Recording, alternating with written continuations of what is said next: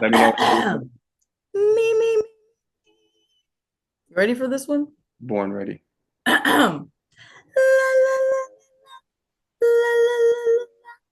La, la, la, la, la, la, long lost pals. Doo doo doo doo. Psych! I'm not gonna fucking attempt that note. You crazy? What song is that? Which 'Cause that's really bothered me. it's Minnie Riperton. I can't remember the name of it I actually. because I know the song, but if you were like name the artist in the song, I wouldn't be able to do it. But I recognize, I see what you were doing there. It was good. Welcome to Long Lost Pals. We're in double digits now. I believe this is episode 10. And in honor of us hitting lucky number Diaz, we're going to switch things up a little bit. So we understand that we're average Joes or Joannas, and we understand that people might not want to listen to us talk for 38 minutes straight, 35 minutes straight. So what we're doing is we're going to deliver. It is a show of segments. I'm Joey, by the way. I'm Karrin. And we're going to deliver these same segments, but now to ensure that we're being respectful of your time and taking less, because again, we are average folk, we're going to have timers for each segment. So we're going to try to keep these episodes to 15, 20 minutes, and we'll see how it goes because this is the first time. So we're going to start with bottom five, which is a segment where instead of doing the popular thing where we list our top five of a given category, we list our bottom five. And for this segment, we're going to give each other 2.5 minutes to go through our bottom five. And Corinne, you are officially the test dummy. You're doing it for the first time. And I got to tell you, the clock starts now. All right, bet. I don't know if you watch Riverdale, but there is a smoking hot redhead on there. Her name is Madeline Pesh. She is oh, you didn't even Oh, tell we're doing what bottom the five fucking couples. yeah, celeb couples. Celeb couples is the bottom five thing today. Madeline 5 seconds, Pesh, I'm sorry. smoking hot redhead from Riverdale, just popped out at Coachella with Tyga.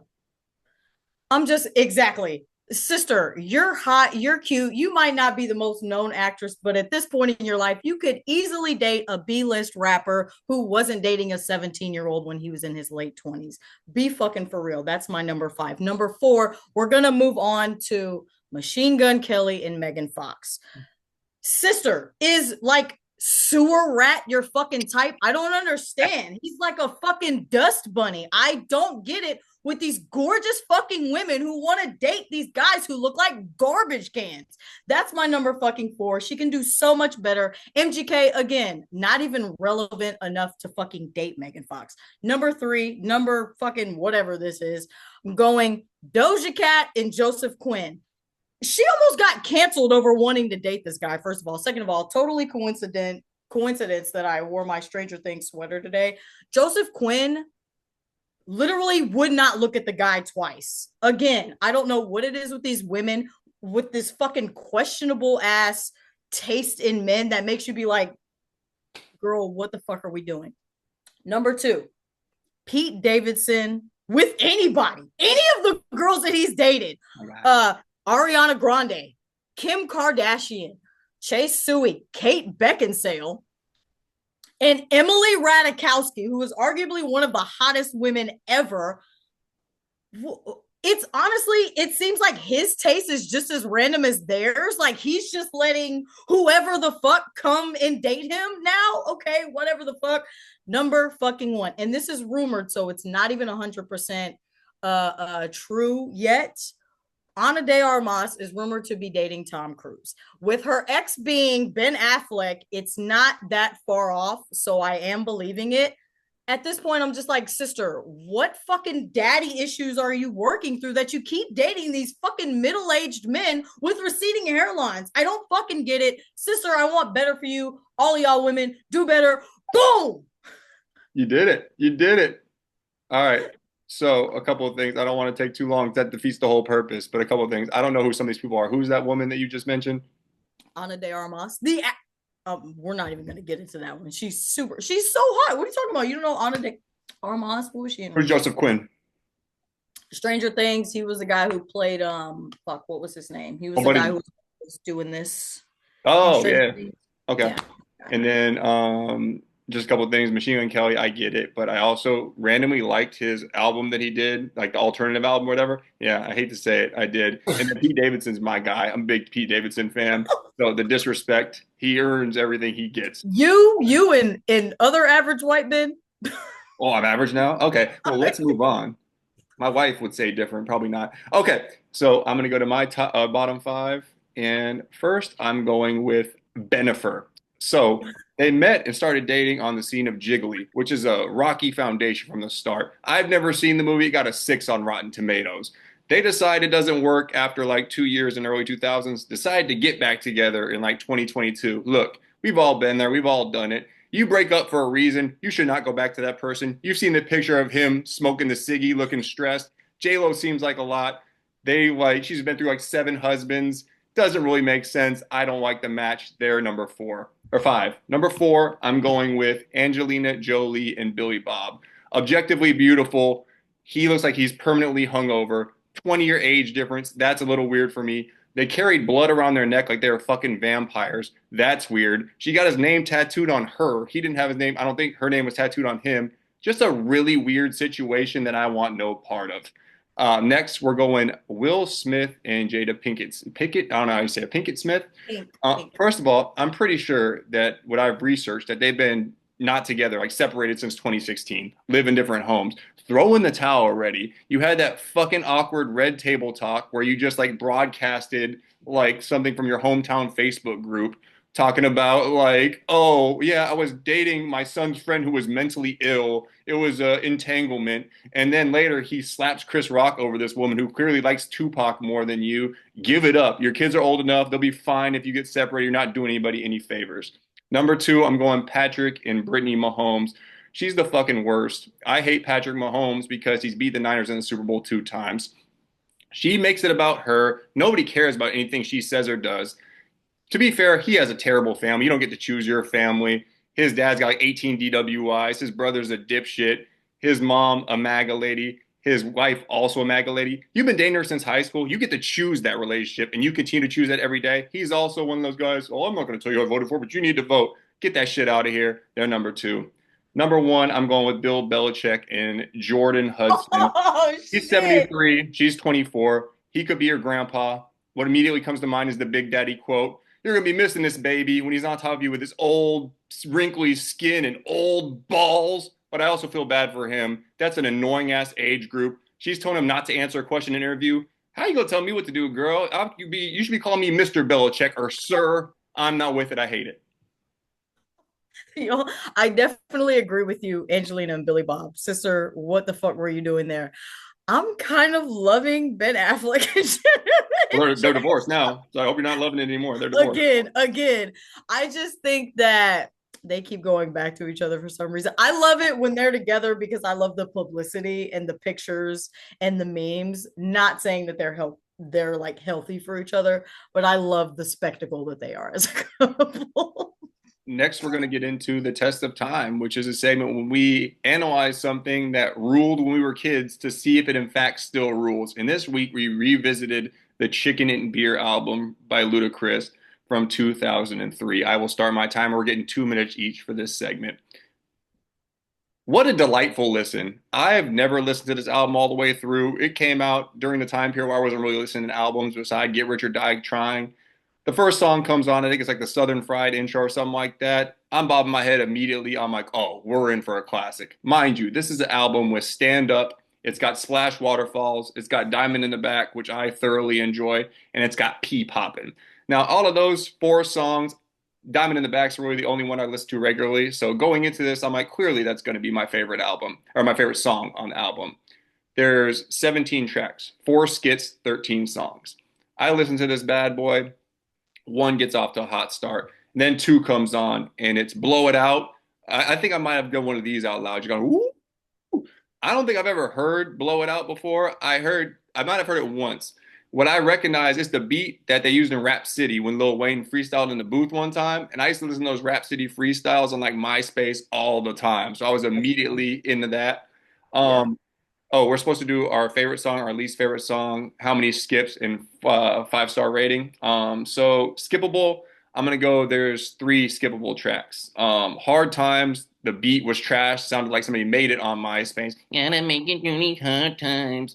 The lyrics were Bro, great, but the chorus was the trash. guy singing that hook was struggling so bad. Yeah, screwed up. I like saw the name, like the 6th grader me, Little Flipper, it's gonna be awesome. Again, I like the lyrics. Him and Little Flip were trading bars back and forth.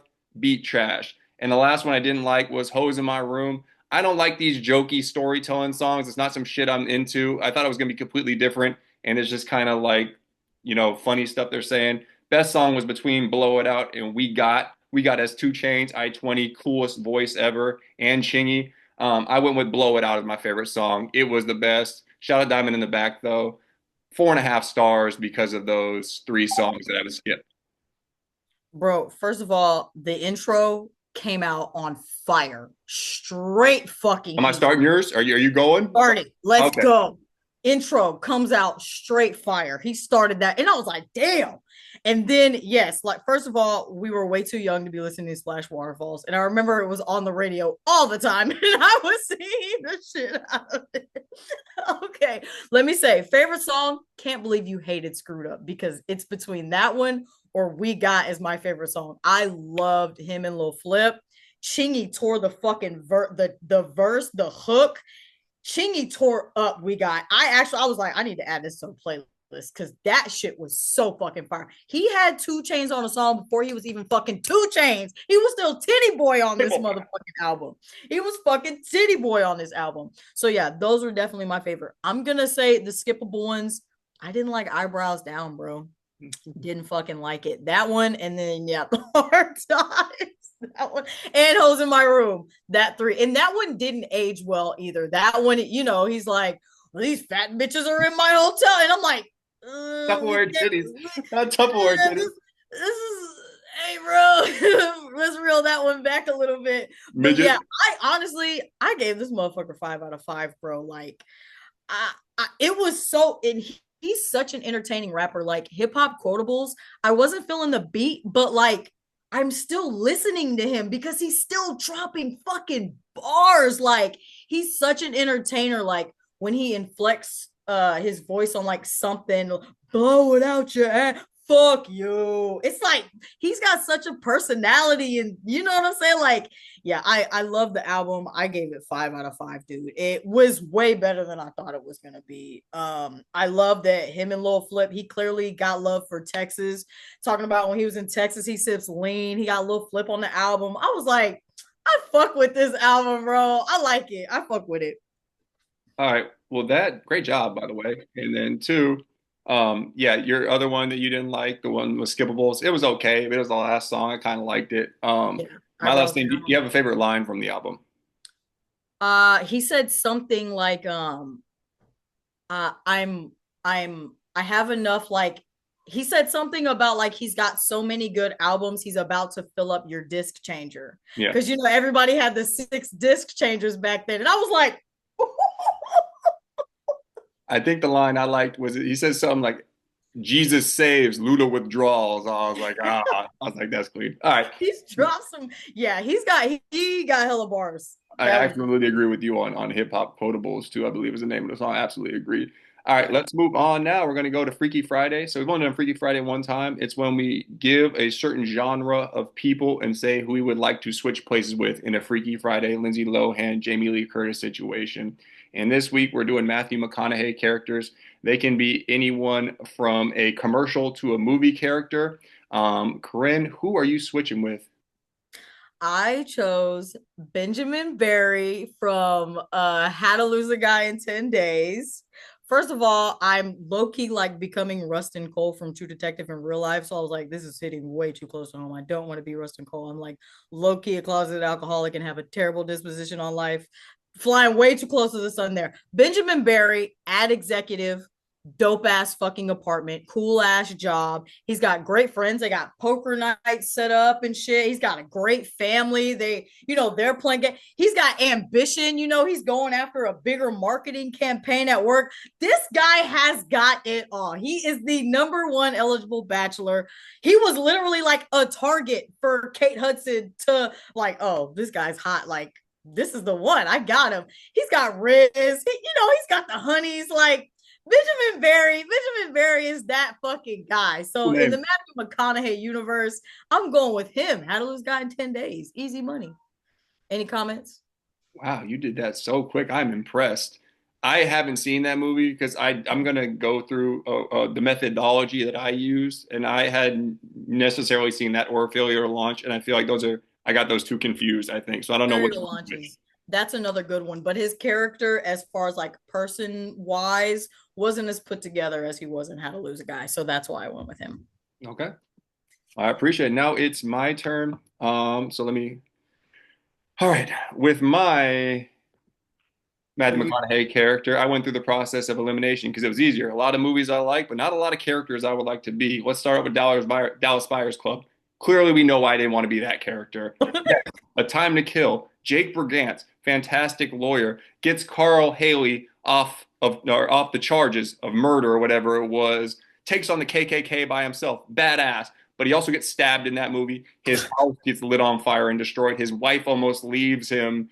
And yeah, he has to live in Mississippi, so I'm not doing that. Lincoln Lawyer, again, terrible dad, does some questionable stuff, gets Michael Pena locked up for something he didn't do. I'm good on that. Wolf of Wall Street, all I know is the pretty funny and cool, but that's all I know. I'm not picking him.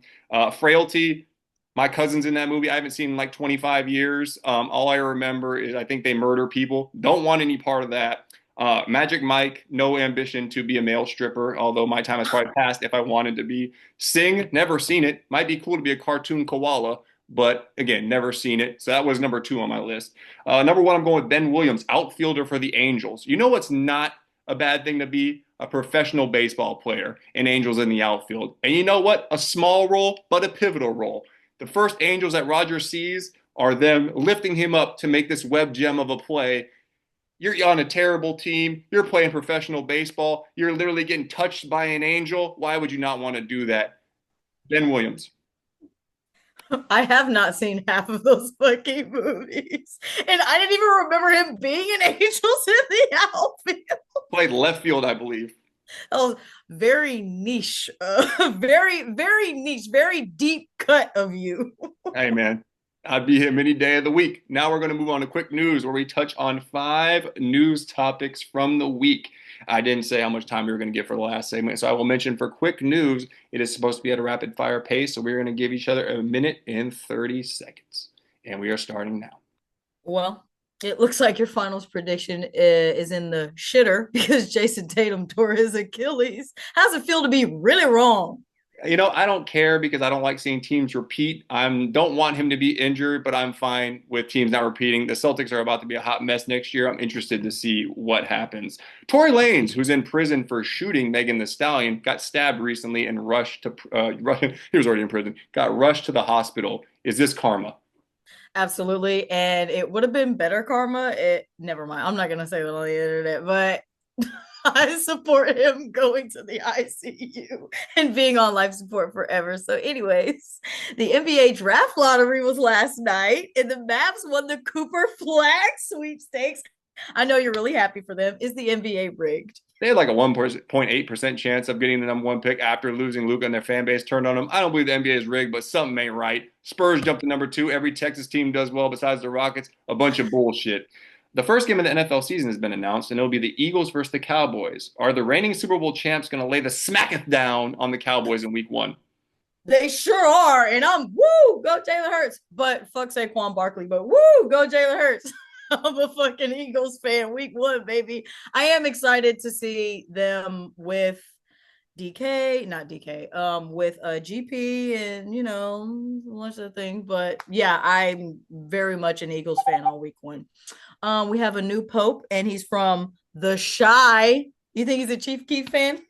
I don't know about that, but I know he's a White Sox fan. He was at the World Series against the Astros, so strike 1 for me. I don't know if I trust an American to do anything right now with the state of what we're doing, but maybe he can clean up our reputation. I hope so. That's fair. Quick news. We'll 21 wrap seconds that too shit long. the fuck up. Now we're going to go into our final segment, which is recommendations, where we recommend anything. Karrin only does movies, and I'll be doing a movie this week as well, but where we recommend something that we would like you to do. And go ahead, Karrin. This week, going back to Asian American Heritage Month, I am recommending, everybody knows, I mean, anybody who's a horror fan knows who James Wong is. in honor of the new Final Destination movie coming out this weekend, which I will be seeing, I'm recommending James Wong's Final Destination 1 and 3, which were my favorite fucking ones. Both of them are on Max. I mean, look, you just can't get no better than the original Final Destination. And number 3 was just so fucking fire. I saw it and I remember seeing it in high school actually. Great movies, great director. Can't wait to see Bloodlines. I don't think he might have directed Bloodlines. I don't know who directed the new one, but I'll be seeing it. I'm a fan. Thanks for leaving me 15 seconds. I like those first ones, but I don't like driving next to cars with big poles in them anymore, or I worry about my hair getting caught in the drain, even though I don't have any hair. I just watched Heretic. I think you're saying that properly. Creepy Heretic. movie, not too scary. Hugh Grant, phenomenal. Watch it. That wraps up episode 10 of Long Lost Pals. Hopefully, you like the new format. It was our first time doing it. It was an experiment, and you know what? I was a fan. Karrin, were you a fan? It's all right. It's all right. I would like a little bit more wiggle room, but we still got it done, I think. Hey, you know what? Even if we don't get more wiggle room, you know what you got to do? Stay fly. We're out.